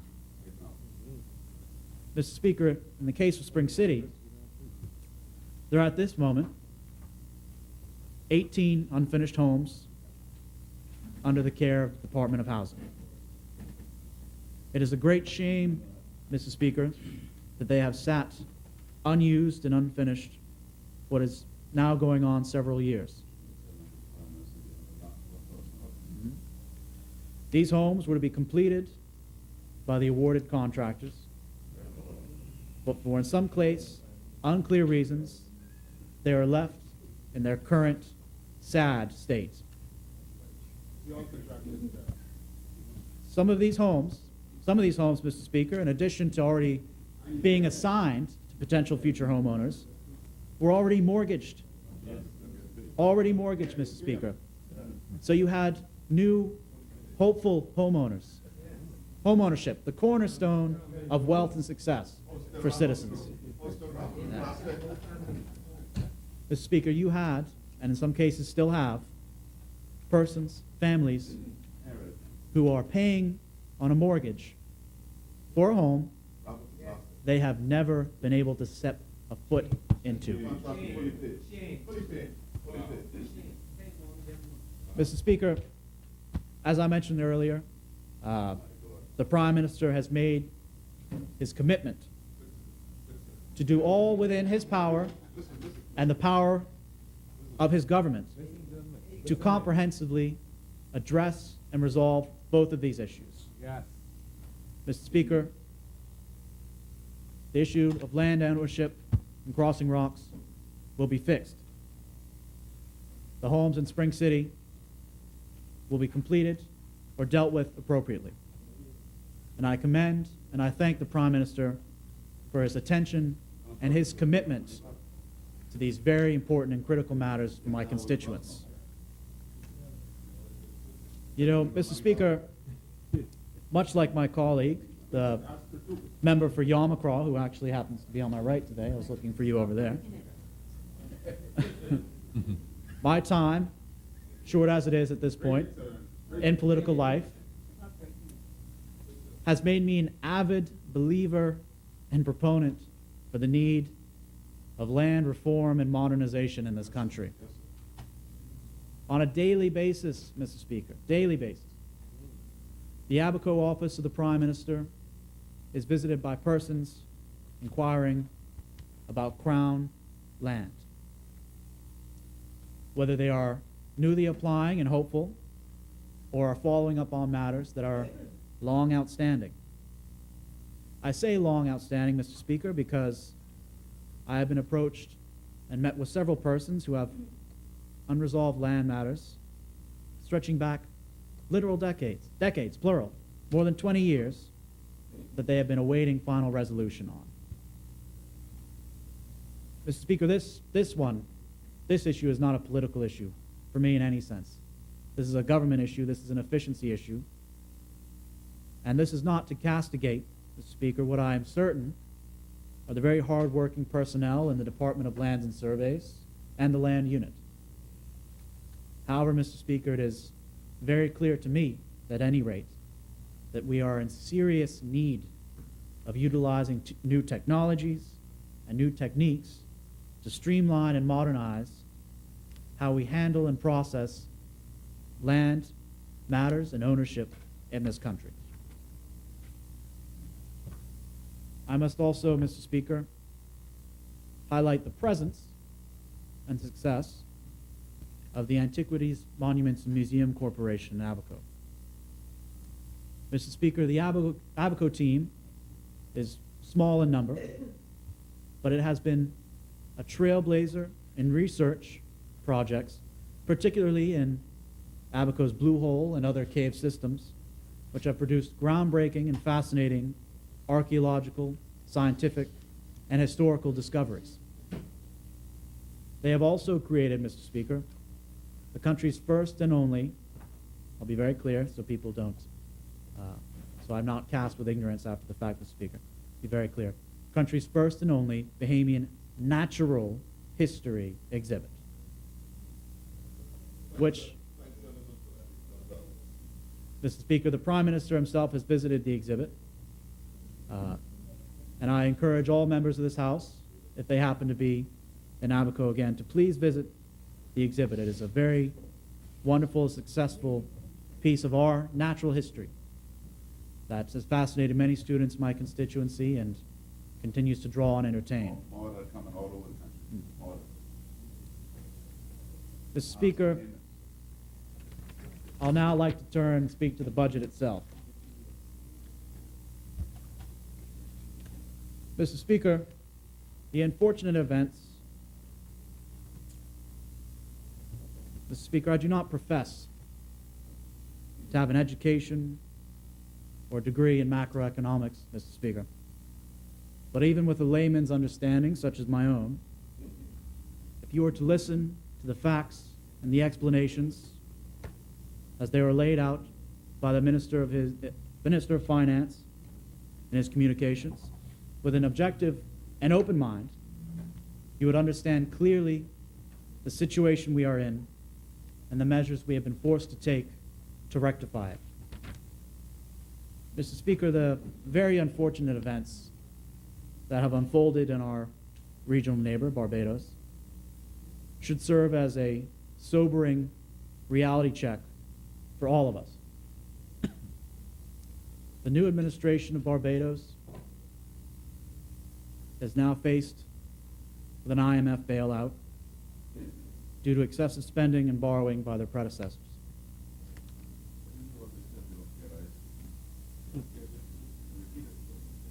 They will be forced. Stay focused, But, my brother. it's a very important point, Mr. Speaker. They will be forced to make concessions of economic control and will undoubtedly, Mr. Speaker, be implementing stringent austerity measures in order to be able to refinance and restructure their debts.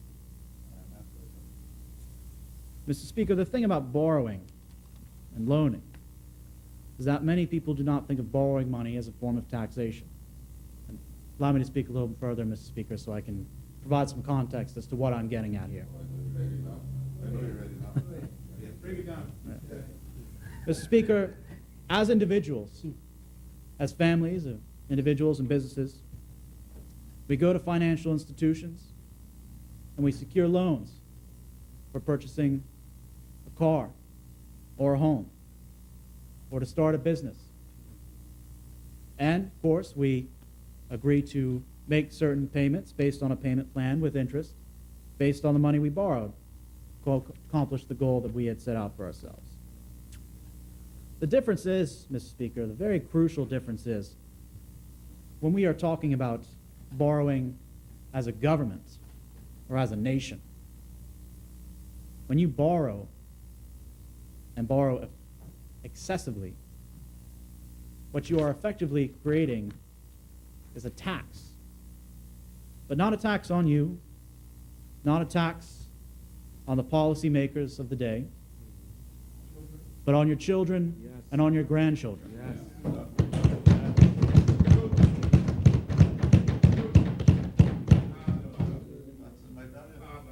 And all you can do, Mr. Speaker, all you can do is hope that whenever the day comes when you can no longer borrow effectively to keep going on or even borrow at all, that the citizens of tomorrow will be able to handle that burden somehow. Mr. Speaker, I do not believe this government is going to take that risk for the Bahamians of tomorrow. We must act now, and we have proved the resolve and fortitude to act now. If you will forgive a touch of melodrama, Mr. Speaker, an unfortunate reality of life in general is that the right thing to do and the popular thing to do not often intersect. Mr. Speaker, the rise in value-added tax has caused what is a justified outcry of concern and frustration. You have heard it from others during this debate. and I'm sure you'll continue to hear, that this is an unfortunate and regrettable action and path we've been forced to take. Especially regrettable, Mr. Speaker, because if our finances and economy have been better managed by the previous administration, this may not at all have been necessary in the first place. Mr. Speaker, throughout the remainder of this debate, primarily from the members of the Cabinet with their responsibilities and portfolios, you will hear in much greater detail what the budget means for various areas of our society and this government. But, Mr. Speaker, in particular interest to myself and my constituents is, of course, the continuation of the Family Island Encouragement Act, provisions for the continued implementation of the Freedom of Information Act, and the Catastrophic Healthcare Initiative and Plan. Speaker, I'd like to touch on that one quite quickly because that is I recently had a long and frankly a very emotional phone call with a constituent. There had been a recent vehicle accident which tragically cost the life of one and seriously injured two others. She was the mother of one of those severely injured. And we spoke on the phone at great length and great detail about the hardship and frustration her family went through in acquiring the care and attention they needed, as of course they were required to be flown out to Nassau for more intense medical care. And, Mr. Speaker, let me just take the opportunity to say that transporting medical patients from one facility to another for further treatment or even more intensive treatment is not unique to us. It happens in the most developed countries, Mr. Speaker, but we have one unfortunate area where, as a nation, as an archipelago, sometimes an air ambulance is needed where in another country a ride by traditional ambulance might do. So, Mr. Speaker, I say all that to say, when you have a family member, a loved one, an individual who is in dire need of that next critical step, they need that attention now. The last thing they or any of their family members need to be concerned about is, can I afford to save this person's life?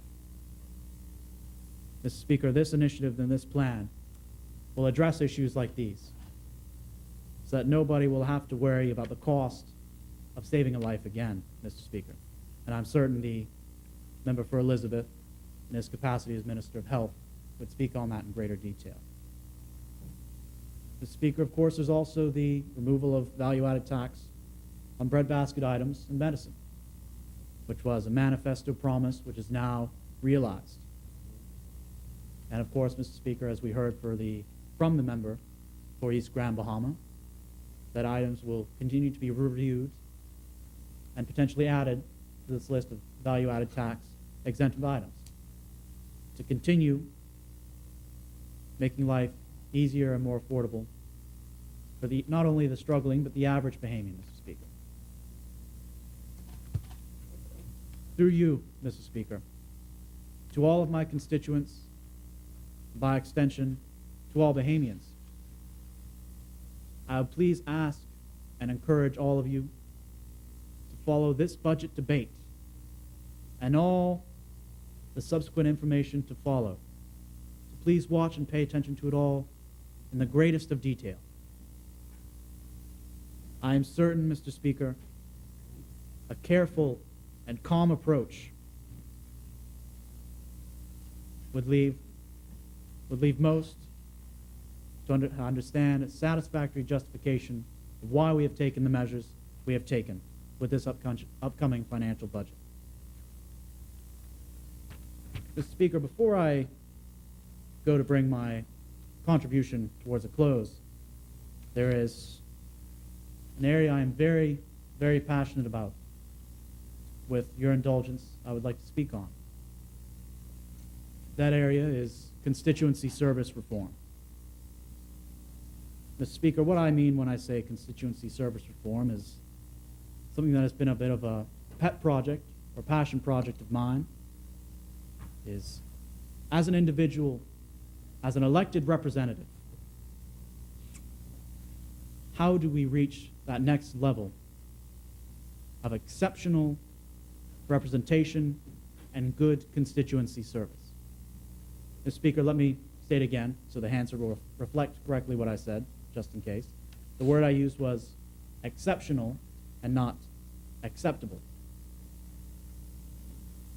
Mr. Speaker, I believe all those who sit in this House today and have sat in the House previously could speak to the frustration and disappointment and challenges it faces as a single individual to try and accurately and diligently follow up and represent, provide good constituency service to what may number anywhere between 2,000 to 5,000 constituents.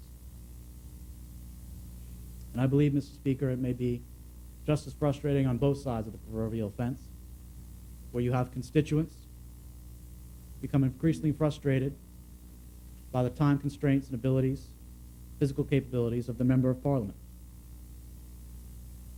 Mr. Speaker, Bahamians are, generally speaking, a highly politically engaged and involved people, and their expectations of their elected officials and public servants is correspondingly high.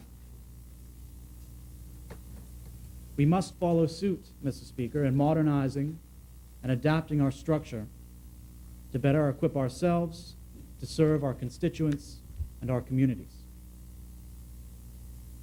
In many jurisdictions, both regionally and around the globe, Mr. Speaker, including Trinidad and Tobago, Canada, the United Kingdom, just to name several, provisions are made in budgets for members of Parliament to employ professional staff who assist them in parliamentary and constituency responsibilities. Mr. Speaker, before I continue on any further on this topic and leave myself open to future aspersions of ignorance, let me clarify that I am well aware that there is an existing office stipend of $30,000 a year for members of Parliament to maintain a constituency office. While at first instance, Mr. Speaker, this may sound like a large or considerable amount of money, by the time a member of Parliament hires a receptionist or a secretary, rents a suitable office space, pays overhead running and operational costs, including utilities, stationery, etc., there's very little, if anything at all, left over or remaining to improve or expand your constituency services.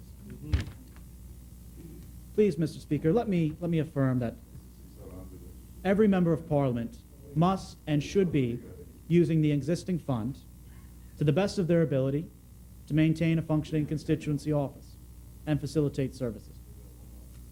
However, Mr. Speaker, the existing amount is not sufficient to reach the new heights and levels of service that our constituents demand and deserve. The personnel, Mr. Speaker, following along with, like I said, it's become a little bit of a passion project of mine, and I've done quite a bit of independent research on this. Looking at other jurisdictions, examples of personnel that other jurisdictions employ, they go beyond reception or secretarial work, of course, but rather they are more akin to qualified professionals who, like the Member of Parliament, is responsible and dedicated to providing good constituency services. Some examples include caseworkers who assist the Member of Parliament in addressing and resolving issues brought forward by constituents, working on behalf of, and in some cases with the authority of, the MP, and directly coordinating and communicating with government agencies and other bodies to bring relief and resolution for constituents. Another example includes parliamentary researchers who assist the MP with diligent and thorough research and review of important topics and critical matters before Parliament so they can make the most well-informed decisions on behalf of their constituents. Mr. Speaker, these are not, or would not, rather, just be free-for-all positions that could be used as a tool for political or personal favors. There should be predefined, established job roles and expectations with minimum mandatory requirements and qualifications, as well as corresponding pay scales. This is not rocket science at all, Mr. Speaker. We do this today with the public service. Mr. Speaker, these parameters would prevent anomalous situations where you have one member of parliament who is paying their staff member $30,000 a year, while another member of parliament may be paying their staff member who is performing the same job role $60,000 a year. Mr. Speaker, I also genuinely and truly believe that this would also be a measure to ensure equality to all members of this House, whether they are a minister or a backbencher, a member of the government or a member of the opposition, and regardless of the member's individual wealth or means. All members would now have the means for equitable access to qualified personnel and resources. Mr. Speaker, what I'm talking about here today is not unusual or excessive in any way. In fact, such provisions are commonplace and standard practice throughout most directly elected representative democracies the world over. We are well aware, Mr. Speaker, as we have thoroughly covered and will continue to cover, the financial and economic situation we are currently in, and the need for care, caution, and most importantly, common sense with our public expenditure. Mr. Speaker, I say all this fully understanding that the provisions I'm speaking of, if they ever were to be adopted or implemented, would of course add to recurring expenditures.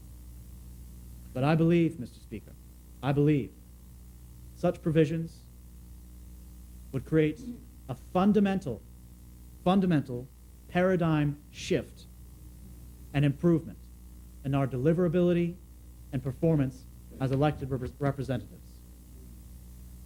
Mr. Speaker, unfortunately, the simpler arrangements of yesteryear will no longer do. They no longer suffice for the needs, the demands, and the entitlements that we owe to the modern electorate. And we must adapt and follow suit.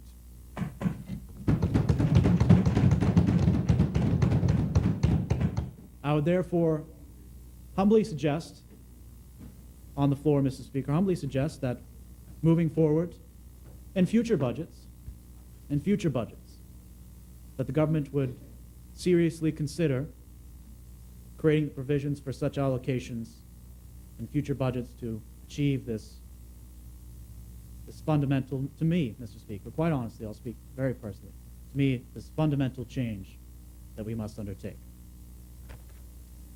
Mr. Speaker, we are at a very critical juncture now as a nation and a society, as a government.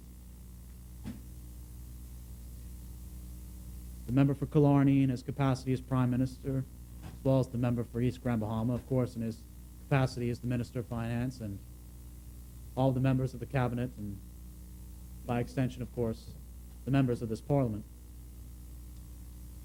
We must now act, and act what is, in what is very many ways, in unpopular and, at this point, slightly misunderstood ways. But we have to do the right thing, Mr. Speaker. It's not just about us, Mr. Speaker. It's about future generations and the stability and the continued life of our great nation. Without these measures, I truly fear to the depths of what we might sink.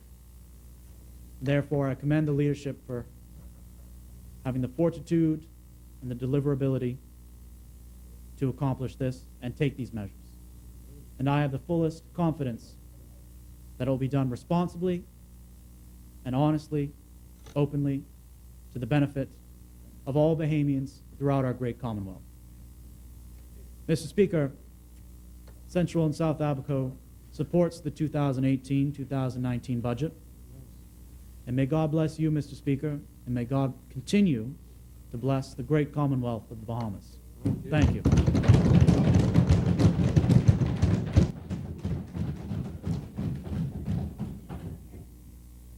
As many, the chair recognizes the honorable member for Exumas and Ragged Island. The chair recognizes the honorable member for Bamboo Town. Mr. Speaker, as per our agreement with the official opposition, we're going to break at this point in time and come back at 3 o'clock. And so I do move that the House do suspend and us come back at 3. Is there a seconder?